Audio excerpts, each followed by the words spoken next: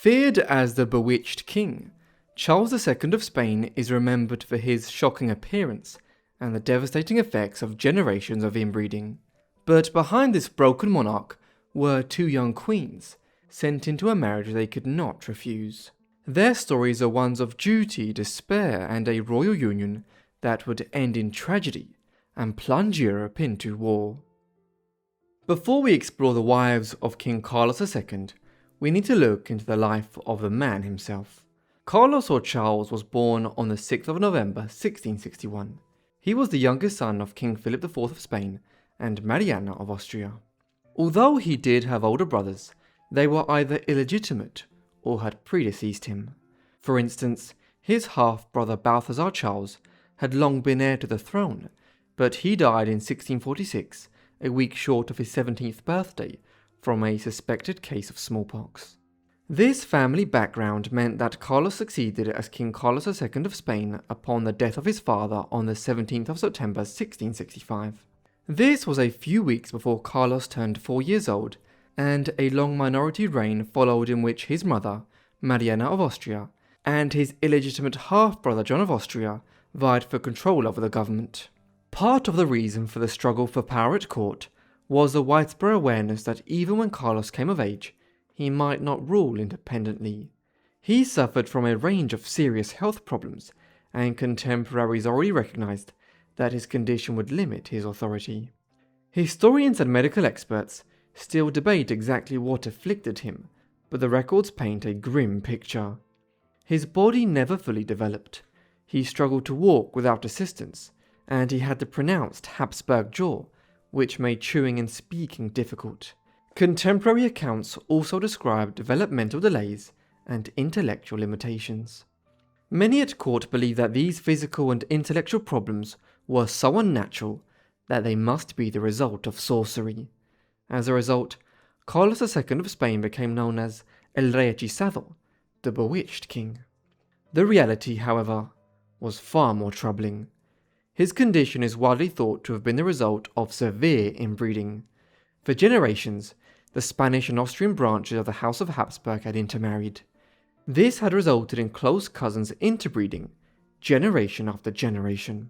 For example, his father Philip IV of Spain was both the uncle and the husband of his mother, Mariana of Austria.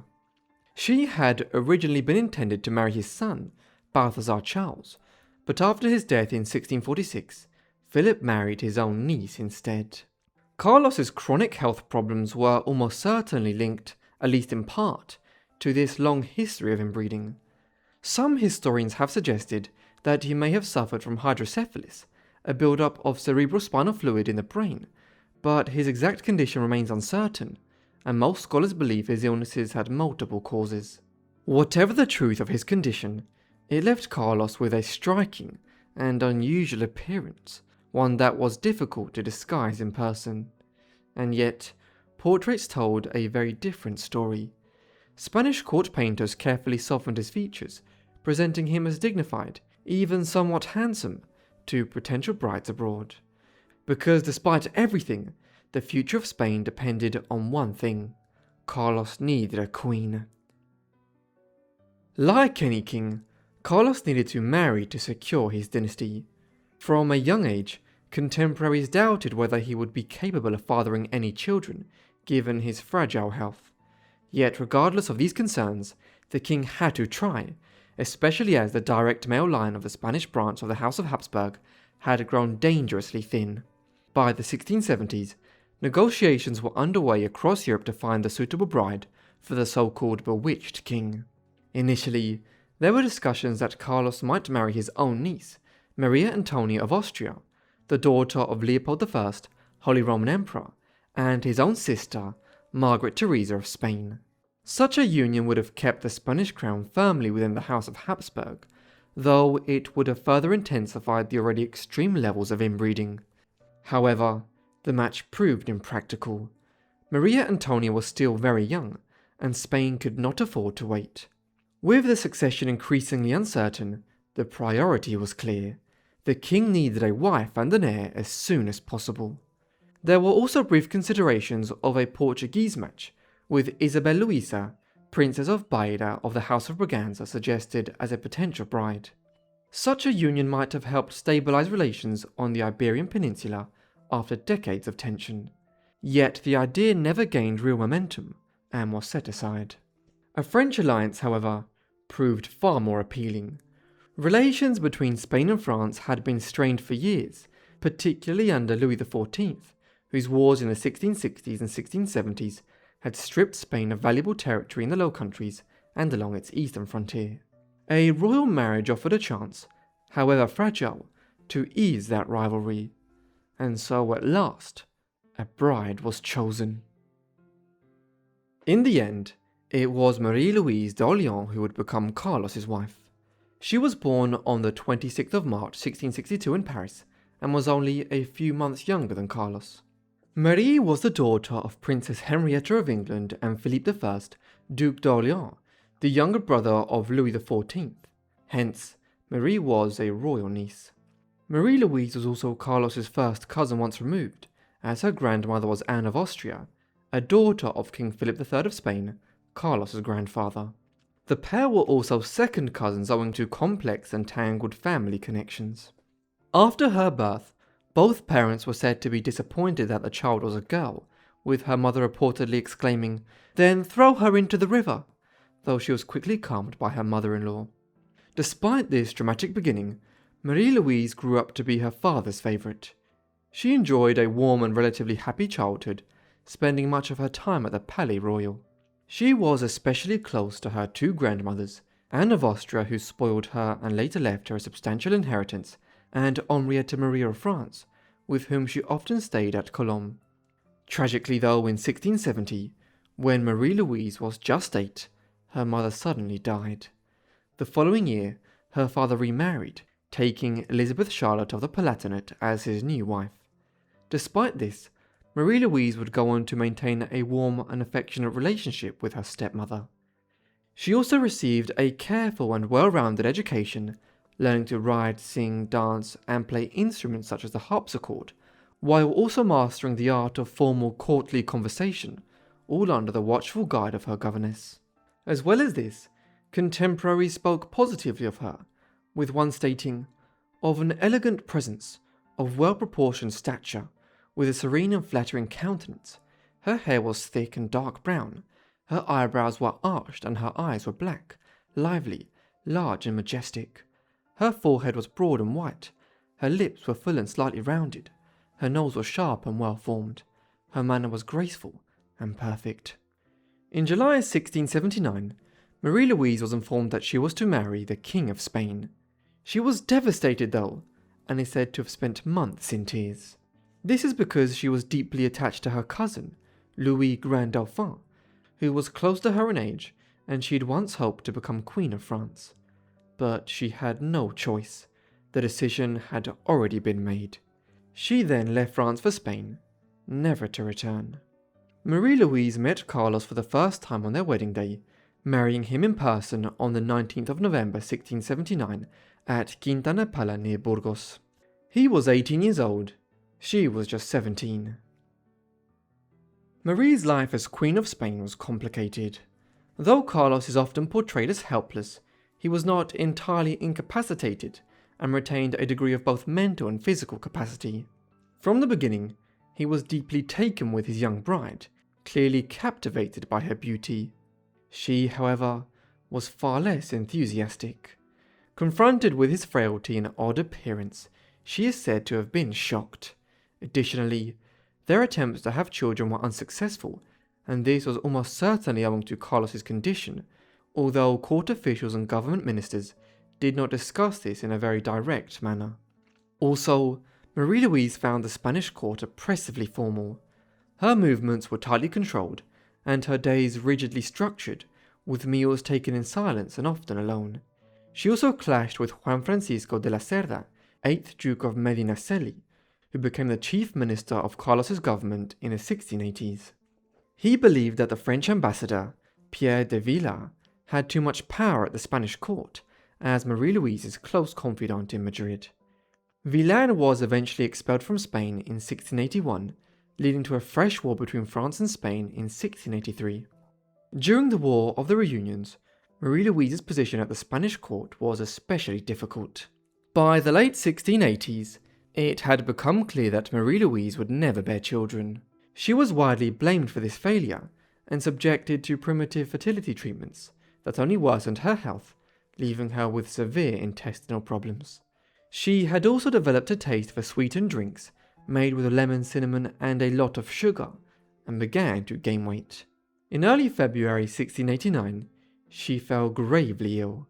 A severe fever set in, accompanied by intense abdominal pain, convulsions, and vomiting. Doctors were summoned, but there was little they could do. Her condition was declared fatal.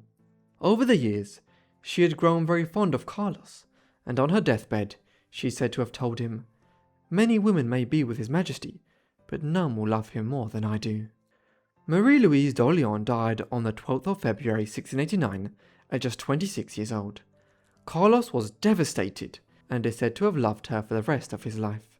Rumours quickly spread, particularly in France, that she had been poisoned. However, an autopsy found no evidence to support this. Her death was most likely caused by appendicitis, though a severe case of food poisoning has also been suggested. She was laid to rest in the royal crypt at El Escorial. Marie-Louise's death led to a panicked reaction in Madrid. Although few believed that Carlos could have children at this point, the hope had always been there that he would. Moreover, with his health continuing to decline, the clock was clearly ticking against him. Thus, within weeks, the search was on for Carlos's second wife. The woman who was eventually decided on was Maria Anna of Neuburg. She was born on the 28th of October 1667 at Benrath Palace near Düsseldorf. She was the 12th child of Philip William, Elector Palatine, one of the most powerful princes in the Holy Roman Empire, and his wife, Elizabeth Amalie of Hesse-Darmstadt. In a rare departure from the established Habsburg protocol, Maria Anna was not too closely related to Carlos, as they were only second cousins once removed. Although she came from a more humble ruling family, the Spanish government noted that her mother had given birth to at least 16 children, with most surviving into adulthood, and they hoped that this fertility might transfer to Maria Anna and result in her producing an heir to the Spanish throne. Maria Anna was also described as attractive, tall, slim and well-proportioned. Thus, in August 1689, just half a year after Marie-Louise's death, Maria Anna and Carlos were married by proxy. The formal wedding took place in Spain on May 14, 1690, at the monastery of San Diego, near Valladolid. Maria Anna was 22, while Carlos was 28. When Maria Anna first saw her husband, she would have already known his reputation of ill health and deformation that had only worsened with age. Whatever she thought, she did not voice it, and instead, she focused on her duty as queen. She made every effort to produce an heir, engaging in frequent relations with the king, even claiming to be pregnant on various occasions. At the same time, she encouraged Carlos to undergo treatment to improve his fertility, making it clear that the failure to produce an heir was not hers alone. As if that were not enough, she also became associated with the king's exorcisms, carried out in the belief that he was bewitched. In Madrid, hostility toward the queen grew, and satirical verses circulated portraying her as a sinister, almost demonic figure.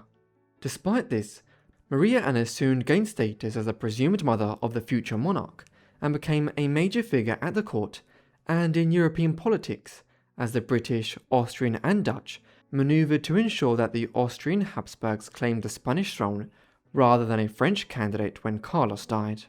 Well, court figures expected Carlos to die any year. Indeed, all of Europe was waiting to see this happen, and was expecting an inevitable conflict if there was no heir to claim the throne. By the mid-1690s, Carlos was largely bedbound, and his body was collapsing. By now, it had become clear that their marriage was not going to result in children. Carlos was almost certainly impotent, and it's alleged that he only had one testicle that was described as black as coal. In November 1698, Carlos published his will, naming Joseph Ferdinand of Bavaria as his successor, with the stipulation that he would inherit an undivided Spanish monarchy. Joseph Ferdinand was the son of Carlos's niece, Maria Antonia of Austria, and Maximilian II Emmanuel, Elector of Bavaria. For a moment, it seemed the long-running succession crisis had been resolved. But in 1699, disaster struck. Joseph Ferdinand died suddenly, likely from typhoid, at just 6 years old, throwing the question of the Spanish succession wide open again. Carlos struggled on until the 1st of November 1700, surprising everyone by living until he was nearly 39 years old. He had, however, thrown a spanner into the works right before he died when he designated his French cousin, Philip of Anjou, as his new successor. This triggered the War of the Spanish Succession across Europe, with the French and Spanish fighting a major coalition led by the Austrians, British and Dutch. As a German Queen Dowager who had clearly been in favour of the Austrian succession, Maria Anna was left in a very difficult position after her husband died. She remained in Spain and began playing the part of the traditional widow, wearing black and commissioning a mourning portrait, while she also tried to cultivate a friendly relationship with the new French-born king, Philip V, when he arrived to Spain. He was respectful and granted her a large pension, but as the war dragged on through the 1700s, she became a massive drain on the Spanish exchequer. In Madrid, Spanish and French officials alike began to criticize her presence, and some viewed her as a fifth column for the Austrian Habsburgs at the Spanish court. As a result, Maria Anna was exiled to Toledo, where she lived a quiet life. Then in 1706, the war had reached Spanish territory, and with the Austrian and British forces moving through the country, Maria Anna made an outward statement of her support for her nephew Archduke Charles, who had seized the city of Toledo and was the Austrian candidate to succeed Carlos. She was therefore exiled again by Philip V's government. She consequently moved north of the Pyrenees and settled in the town of Bayonne in southwestern France, living a life of limbo until the War of the Spanish Succession came to an end through a series of different peace agreements signed in the Dutch Republic between 1713 and 1714.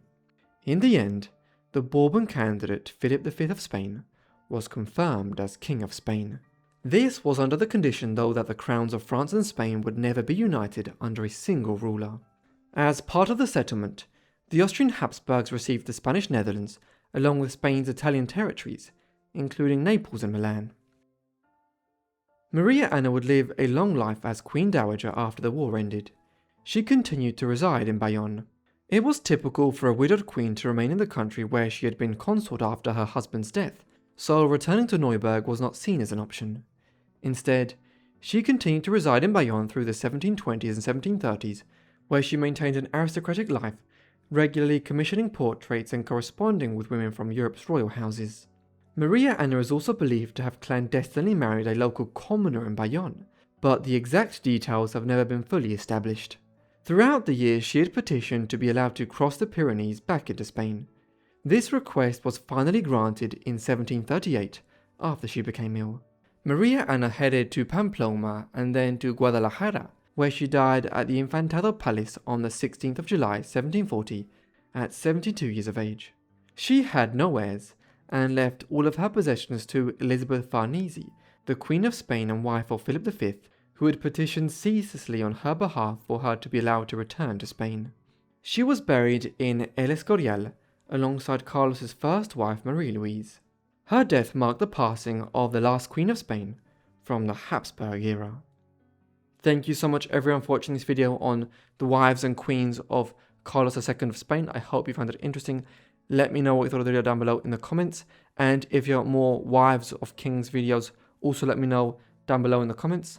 I hope you guys are subscribed and have notifications turned on to get all my videos as soon as I upload them. Anyway, that's all from me, so I'll see all of you in the next Forgotten Life. Thanks.